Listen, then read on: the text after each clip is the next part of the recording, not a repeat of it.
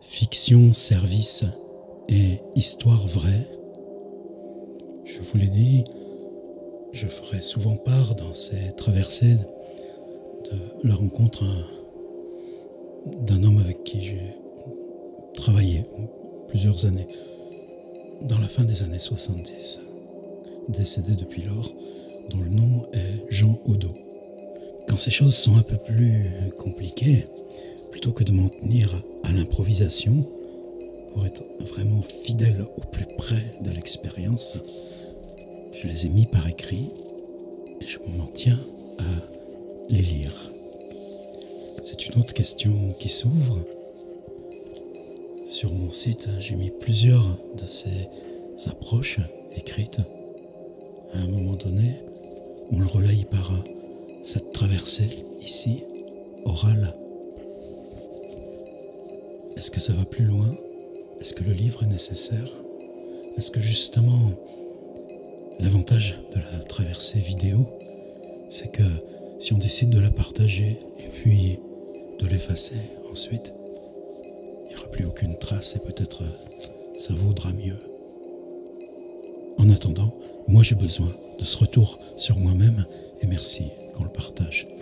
C'est encore une histoire de rêve, en tout cas de ce parcours que Jean Odo m'a fait effectuer dans les premières phases du travail du rêve, il y a longtemps.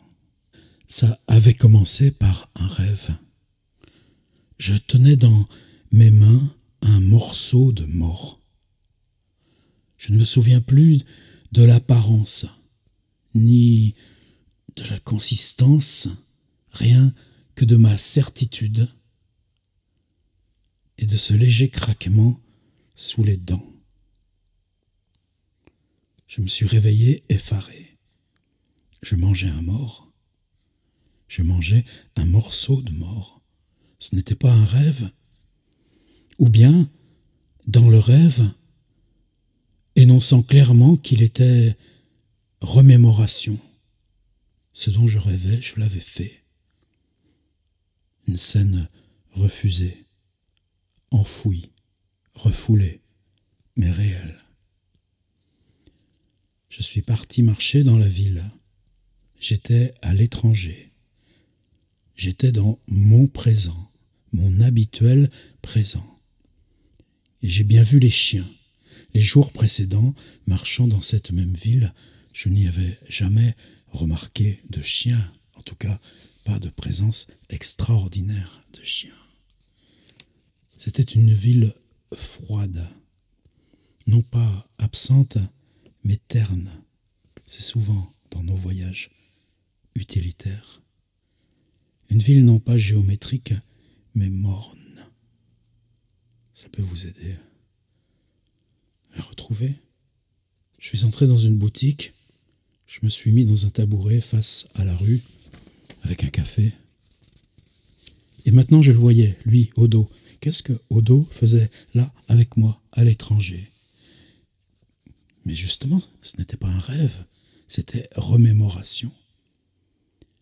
Lui qui se contrôlait en permanence, voilà qu'il avait ses yeux légèrement brillants. Et puis j'ai bien remarqué ses dents.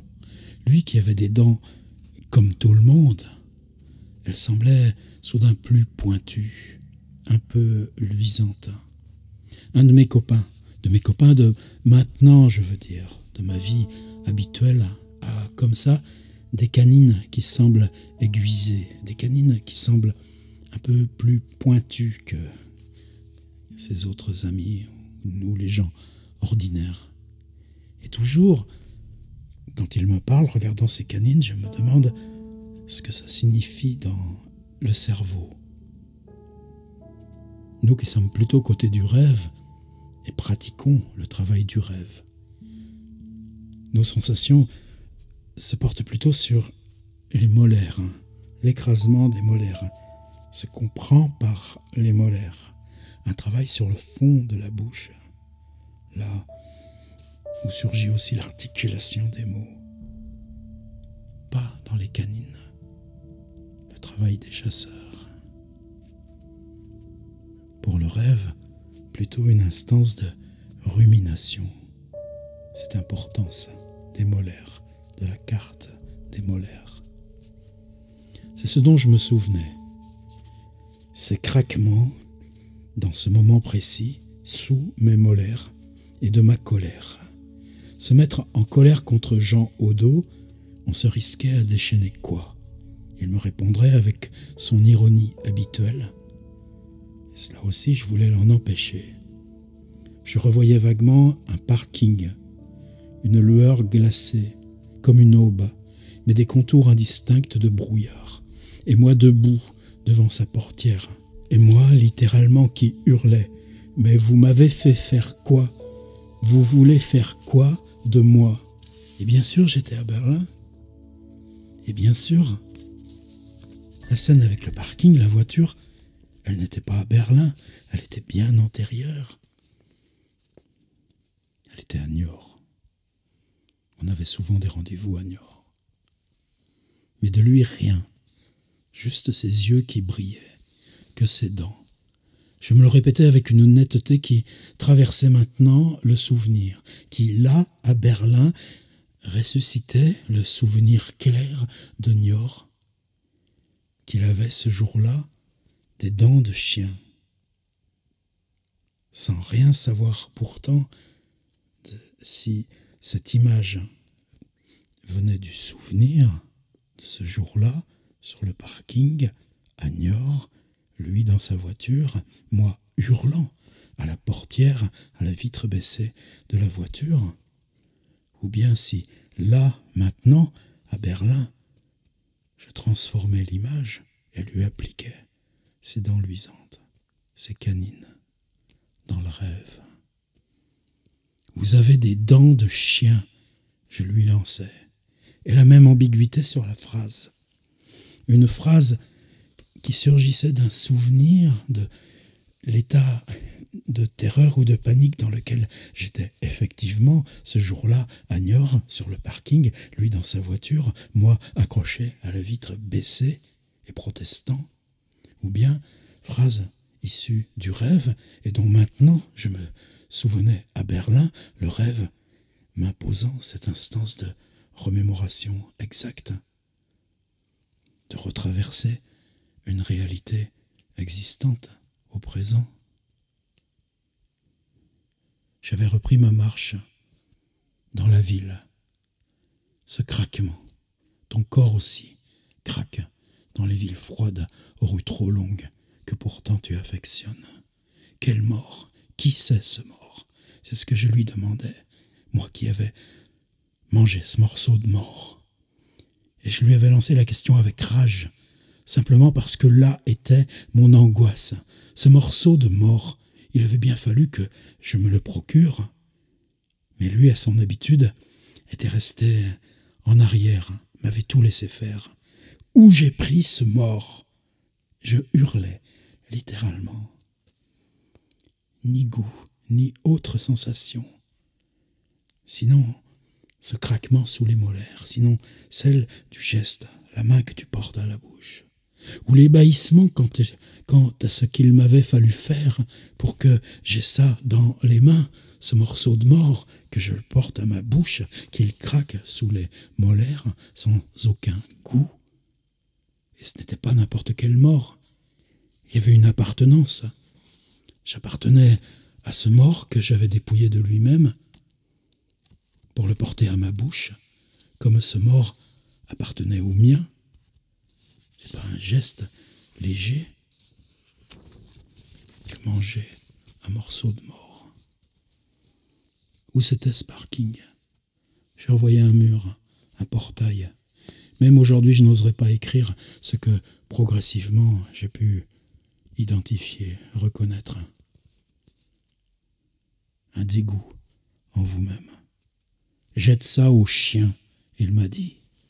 Alors sur le parking désert, je les ai remarqués soudain, qu'il y en avait des dizaines de chiens qui me fixaient tous dans l'attente, leur attention aiguisée, tendue, qu'ils se rapprochaient, qu'ils venaient encore plus, et que lui-même, au dos, lui-même était chien. Alors j'ai dû m'évanouir. En tout cas, le rêve a cessé. En tout cas, dans le rêve, j'ai basculé l'évanouissement. Je me souviens vaguement de mon geste de lancer, comment on se débarrasse, comment on lance violemment quelque chose sur un mur, ce morceau de mort que j'avais éprouvé sous mes molaires, et de comment, perdant connaissance dans le rêve ou dans la remémoration de ce qui s'était passé cet après-midi-là sur le parking, je m'étais lentement comme enroulé sur mes jambes, en spirale sur des jambes qui ne me portaient plus. Et que lui, à ce moment-là, venait de me lancer, mais de là-bas, de loin, à Niort, et dont je me souvenais là, à Berlin. Un jour, tu te souviendras. Alors voilà, on était le jour, j'avais traversé quoi? Il m'a fait faire quoi dans ces moments, à l'époque, dont je ne me souviens pas? Dans l'intérieur du rêve, je lui avais demandé « Je me souviendrai de quoi ?» Il m'avait répondu « Juste ça, le parking, les chiens, les molaires, le mort. » avait-il répondu. Et moi j'avais protesté. Et puis. Je voulais savoir comment ce morceau de mort, je l'avais eu dans les mains. Pourquoi cette pulsion des molaires de manger? Et je voyais juste ses dents luisantes et qu'il n'avait pas répondu. Ou à sa manière de fuir. Et méfie-toi du savoir. Méfie-toi de tout savoir, il avait ajouté. C'est de ça, maintenant, dont je me souviens. Qu'il y a le pic de l'expérience, l'intensité de l'expérience, la traversée par le rêve qui, là, dans cette ville froide, morne, te faisait surgir dans une scène refoulée, écrasé, perdu, et que tu n'en saurais jamais que cette instance de la fin, ce temps où tu basculais, ce dégoût, ce refus, et pas du tout comment c'était venu. J'avais continué de marcher dans la ville, longtemps, tout un matin. Et c'est là, dans Berlin, que j'étais tombé sur cet endroit réservé aux chiens. Hundekehle. Et ce souvenir du mot. Hundekehle. Être là dans Berlin a fixé le mot. Hundekehle. Comment j'étais venu là? Hundekehle. Pourquoi j'étais venu là? Hundekehle. Comment là ce mot sur le panneau? Hundekehle. Réveillait mes molaires, réveillait le souvenir de cet ami aux canines un peu trop aiguisées, réveillait le souvenir de Jean au dos, pourtant un ami, pourtant un soutien, pourtant quelqu'un qui me guidait, me donnait par ces exercices et qui ce jour-là, lui-même, avait des dents de chien et que plus rien derrière, au-delà, sinon sous les molaires,